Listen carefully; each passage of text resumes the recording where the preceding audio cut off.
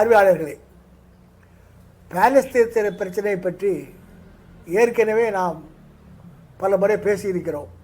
அதனுடைய தொடர்ச்சியாக இப்பொழுது ஒரு குழந்தை நல மருத்துவர் மூலம் பாலஸ்தீன பிரச்சனையில் உள்ள என்ன நிலைமை, ஏன் ஏற்பட்டதை பற்றியெல்லாம் ஒரு விவாதத்தை உருவாக்கி இருக்கிறோம்.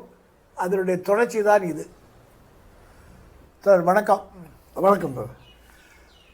நம்ம பாலஸ்தீன பிரச்சனையை பற்றி ஒரு கலந்துரையாடல் பண்ணுவது இன்றைய மக்கள் மத்தியில் இருக்கக்கூடிய அபிப்பிராயங்களில் எது சரியானது என்பதை தெரிந்து கொள்வதற்கு அவசியமாகிறது. எனவே மருத்துவராகிய நீங்கள் பொதுவாக ஒரு பரிவுணர்வோடு உலக அரசியலில் உங்களுடைய கருத்துக்கள் முன்வைப்பதால் நீங்கள் இந்த பாலஸ்தீனத்தை பற்றி, அதனுடைய பிரச்சனையை பற்றி, அது எவ்வாறு ஏகாதிபத்தியவாதிகள் கையாளும் என்பதை பற்றி கொஞ்சம் விளக்கம் கொடுத்தீங்கன்னா பொதுமக்களுக்கு ஒரு மருத்துவர் சொல்லுகிறார் என்ற ஒரு இது ஏற்படும். இல்லை, அந்த முறையில் நீங்கள் அதை பற்றி கொஞ்சம் சொல்ல வேண்டும் என்று கேட்டுக்கொள்ளுகிறேன். இப்போது இந்த பாலஸ்தீன் இஸ்ரேல் இஷ்யூ சமீப காலத்தில் ஒரு 125 வருடங்களாக தான் அது ஒரு பிரச்சனையாக இருக்கும். ஆனால் அதுக்கு பின்னணி ஒரு 4000 வருஷம்னு கூட சொல்லலாம். அதாவது சரித்திர பின்னணியே நிறைய பேருக்கு அது தெரியுறது அவசியம். அதாவது ஒரு கிறிஸ்துவுக்கு முன்னால் 2000 ஆண்டுகள் முன் அபிரகாம் என்ற ஒரு போற்றுதலுக்குரிய ஒரு தீர்க்கதரிசி இருந்தார். அவருக்கு அது பழைய ஏற்பாடு விவிலியத்தில் என்ன சொல்லப்படுகிறது என்றால், அவருக்கு முதல் மனைவி 2வது மகன் ஐசக் மூலமாக யூதர்கள் வந்தார்கள் என்றும், 2வது மனைவி முதல் மகன் இஸ்மாயில் மூலமாக அரேபியர்கள் வந்தார்கள் என்றும் கூறப்படுகிறது. இது ஒரு மத நூலில் சொல்லப்படுகிறது. அதிலே என்னென்னு பார்க்கணுன்னாக்கா, இந்த விவிலியம் ஒரு 3000 வெர்ஷன்ஸ் இருக்குது. 2000 மொழிகளில் மொழிபெயர்த்துப்பட்டிருக்கு. அந்த 3000 மொழி வெர்ஷன்ஸ் இருக்குன்னா முக்கியமாக நிறையா அது ஹிப்ரு மொழி, அது யூதர்களுக்குரிய மொழியில் தான் அது வந்திருக்கு. அதுக்கப்புறம் வரதெல்லாம் நம்ம டிரான்ஸ்லேஷன்ஸ் தான், மொழிபெயர்ப்பு தான். அதை நம்ம கவனத்தில் கொள்ளணும். அதில் இப்போ அப்ரஹாம் 2000 ஆண்டுகள், அப்புறம் 1300 கிறிஸ்துக்கு முன் மோசஸ் வராரு. அதில் என்ன சரித்திரப்படியோ இல்லை அந்த விவிலியத்தில் வர எப்படியோ அவர் இஸ்ரேலியர்களை மலைப்பிரசங்கமா, இந்த மலைப்பிரசங்கம்னு சொல்லுவார். இல்லை, அது இல்லை. அவர் அவங்களை அடிமைகளாக மீட்கிறாரு. அப்புறம் அந்த நேரத்தில் அப்போ தான் அவங்க சொல்கிறாரு, அவங்க நமக்குன்ற தாயகத்துக்கு போகணும் அப்படின்ற ஒரு இடம் கண்டுபிடிக்கணும் அப்படின்னு அவங்களுக்கு ஒரு வழிகாட்டல் சொல்லப்படுகிறதா கூறப்படுகிறது. 1000 ஆண்டுகளுக்கு முன்னால் தான் சாலமன், அவருடைய தந்தை டேவிட் அவர்கள்லாம் சுமாராக 500 ஆண்டுகள் தான் ஆண்டிருப்பாங்க. அதுக்கப்புறம் 500 கிறிஸ்துக்கு முன்னால் மற்ற பல இனத்தார், அரேபியர்கள் உட்பட பல இனத்தார்கள் அதில் பாபிலோனியன்ஸ், அது இது மங்கோல்ஸு, டர்க், அப்படி இப்படி பல இனத்தார் அவங்க அங்கே வாழ்ந்துட்டு இருந்தாங்க.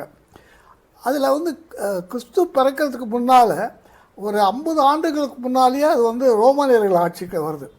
அதுக்கு முன்னாலும் பின்னாலும் அவர்களுக்கு ரோமானியர்களை கடுமையாக எதிர்த்தவர்கள் யூதர்கள்.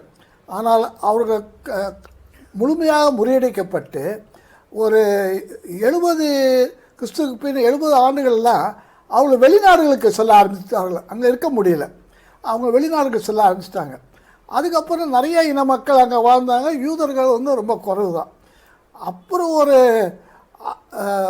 ஓட்டமான் டர்க்கிஷ் எம்பையர் 1517 1917 வரைக்கும் அங்கே ஆண்டு வந்தார்கள். இந்த 2000 ஆண்டுகளில் நிறைய அரேபியர்கள் அங்கே புகுந்துட்டாங்க. ஜெருசலேம், பாலஸ்தீன் எதுவும் சொல்கிறோன்னாக்கா, இன்றைக்கி இருக்கிற அந்த காலத்து பாலஸ்தீனை ஜெருசலேம், இப்போ இருக்க இஸ்ரேல், பாலஸ்தீன் அதெல்லாம் குறிப்பிட்டு சொல்கிறாங்க. ஜோர்டானில் ஒரு பகுதி, சிரியாவில் ஒரு பகுதி, ஈஜிப்டில் ஒரு பகுதி எல்லாம் சொல்கிறாங்க. ஆனால் இப்போ என்ன ஆயிடுச்சுனாக்கா, இது வந்து அது வரைக்கும் அரேபியர்களுக்கும் யூதர்களுக்கும் எந்த பிரச்சனையும் இல்லை. போன ஆண்டு, அதாவது 20ஆம் நூற்றாண்டு தொடக்கத்திலையும் அதுக்கு முந்தி தொடக்கத்தில் அவங்களுக்கு வந்து சியோனிசம்னு ஒரு இயக்கம் ஆரம்பித்தாங்க. அதாவது நாங்கள் பிறந்த இடத்துக்கே திருப்பி போகணும், ஜெருசலேமுக்கே திருப்பி போகணும் அப்படின்ட்டு யூதர்கள் ஆரம்பித்தாங்க. ஆனால் அன்றைக்கு வந்து யூதர்கள் மத்தியிலே அதுக்கு ஒன்றும் பெரிய வரவேற்பு இல்லை. ஆனால் யூதர்கள் வந்து நிறையா யூரோப்பிலெல்லாம் போய் செட்டு இருக்காங்க. அங்கே வந்து அவங்க வந்து ரெண்டாந்திர குடிமக்களாக தான் அவங்க வந்து ட்ரீட் பண்ண அவங்களுக்கு நடத்தப்பட்டார்கள். சேரியில் வளரணும், சேரி மாதிரி. ஆமாம், ரொம்ப போராடினாங்க. எதுக்காக அந்த யூதர்கள் மேலே மக்களுக்கு அன்னைக்கு இருந்த ஐரோப்பியர்களுக்கும் கிறிஸ்தவர்களுக்கும் கோபம்னா, முதல் கோபம் வந்து அவங்க வந்து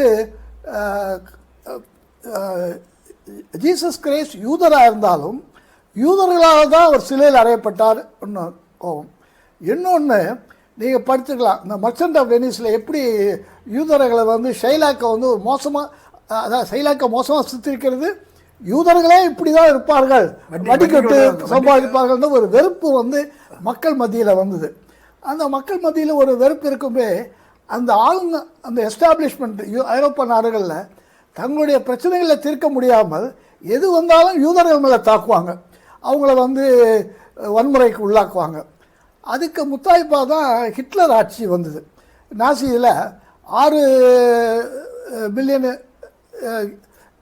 யூதர்கள் கொல்லப்பட்டார்கள், ரொம்ப மோசமாக நடத்தப்பட்டார்கள். ஆனால் அப்பவும் கூட கம்யூனிஸ்டுகளையும் யூதர்களையும் தான் அவங்க எதிரியாக பார்த்தாங்க. அதில் வந்து முக்கியமாக ஆதரவு கொடுத்தது சோவியத் யூனியனில், ரஷ்யாவில் நிறைய யூதர்கள் இருந்தாங்க. ரஷ்ய புரட்சிக்கு அப்போ தான் யூதர்களுக்கு வந்து அவர்கள் ஒரு சமமாக நடத்தப்பட்டார்கள், எந்த ஒரு வித்தியாசமும் இல்லாமல்.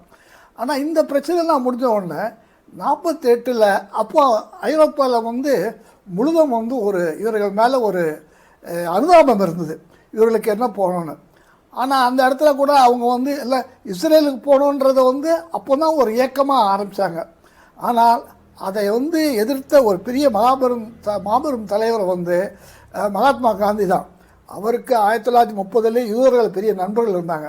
அவர் அப்பவுமே என்ன சொன்னாருன்னா, அதை 48க்கு முன்னால், அதாவது 48 தான் இஸ்ரேல் உதயமாகிடுது, அதுக்கு முன்னாலே அதுக்கு பின்னாலே என்ன சொன்னார்னா, அதாவது யூதர்கள் எங்கே இருக்கிறார்களோ அந்த இடத்துல அவங்க அதுக்கு முன்னாடியே அந்த பாலஸ்தீன பகுதி முழுவதும் எண்ணெய் வளம் உள்ள பகுதியாக ஆனதுனால அந்த முதல் உலக யுத்த முடிவில் என்ன பண்ணுறாங்கன்னா, பிரான்ஸும் பிரிட்டனும் காலனி ஆக்கியிருந்தாங்க. அதை சொல்ல வரேன், அந்த காலனி ஆக்கினதுனுடைய பால்ஃபோர் டிக்ளரேஷன். அது சொல்ல வரேன், அந்த பெர்சிலஸ் ஒப்பந்தம். அதான் அந்த ஒப்பந்தத்தில் என்ன வருதுன்னு சொன்னால், பிரான்ஸும் பிரிட்டனும் என்ன பண்ணுறாங்க, இந்த எண்ணெய் நாடு முழுவதையுமே தங்கள் கட்டுப்பாட்டுகளை கொண்டு வந்துருந்தாங்க. சொல்ல இது என்ன பண்ணுதுன்னா, அமெரிக்காவுக்கோ இல்லை மற்ற ஜெர்மனுக்கோ தங்களுக்கு இந்த எண்ணெயில் பங்கு இல்லை, என்ன பண்ணது அந்த இது வருது, அது வித்தியாசம் வருதாங்க. அதாவது இப்போ ஒரு மகாத்மா காந்தி இது கடுமையாக எதிர்த்தார். அவர் என்ன சொன்னார்னா, ஐரோப்பாவில் இருக்கிறவங்களும் எங்கே இருக்கிறார்களோ அங்கே வந்து ஜனநாயக உரிமைகள் நடத்தப்படணும் அப்படின்னு சொல்லி. ஆனால் அதை மீறி வந்து 48 ஐநாவுடைய ஒப்பந்தத்துப்படி இஸ்ரேல் நாடு உதயமாகிறது. இதுக்கு முக்கிய காரணிகளை என்ன பார்க்கணுன்னாக்கா, டர்க்கிஷ் ஓட்டமான் எம்பையர் 1917 முடியுது. பிரிட்டன் வந்து ஏகாதிபத்திய நாடாக இருந்தது. அவர்கள் வந்து 1917 பால்ஃபர் என்ற ஒரு பிரிட்டிஷ் அதிகாரி ஒரு ஒப்பந்தத்தை சொல்கிறார். அவர் தான் யாரும் இந்த இஸ்ரேல் தனி நாடாக வேணும், யூதர்களுக்கு நாடு ஆகன்றது ஒரு பெரிய இல்லாத போது பால்ஃபர் தான் அதுக்கு உயிர் கொடுக்குறாரு. ஏன்னா அங்கே மிடில் ஈஸ்ட்டில் எல்லாமே ஆயில் இருக்குது, இஸ்ரேலை தவிர சுற்றி இருக்கிற நாடுகள்லாம் ஆயில் இருக்குது. அப்போ அந்த சவுதி அரேபியா அந்த இதெல்லாம் ஆயில் இருக்குது. அதை கட்டுப்படுத்தணும்னா தங்களுக்கு கீழே ஒரு நாடு வேணும் அப்படின்னு சொல்லி இஸ்ரேல் நாடு வந்து அப்போது அதுக்கு உதயமாகிறதுக்கு பால்ஃபர் வந்து கொடுக்குறாரு. அதனால தான் அதுக்கப்புறம் தான் இன்னொன்று பிரிட்டனுடைய அவுட் போஸ்ட்டு. ஆமாம், பிரிட்டனுடைய ஏகாதிபத்தியத்துக்கு அவுட் போஸ்ட். அது முக்கியமாக என்ன பார்க்கணுன்னா, 1900 அதாவது 20ஆம் நூற்றாண்டு தொடக்கத்தில் ஒரு 7 லட்சம் மக்கள் இருக்காங்க. 7 லட்சம், அதில் யூதர்கள் வந்து ஒரு 60,000 பேர் தான் இருந்திருப்பாங்க. இந்த 30க்கு அப்புறம், அதுவும் குறிப்பாக அந்த பால்ஃபோர் டிக்ளரேஷனுக்கு அப்புறம் ஏகாதிபத்திய முயற்சினால் ஐரோப்பாவிலேருந்தும் அமெரிக்காவிலேருந்தும் யூதர்கள் வந்து செட்டில் பண்ண ஆரம்பித்தாங்க.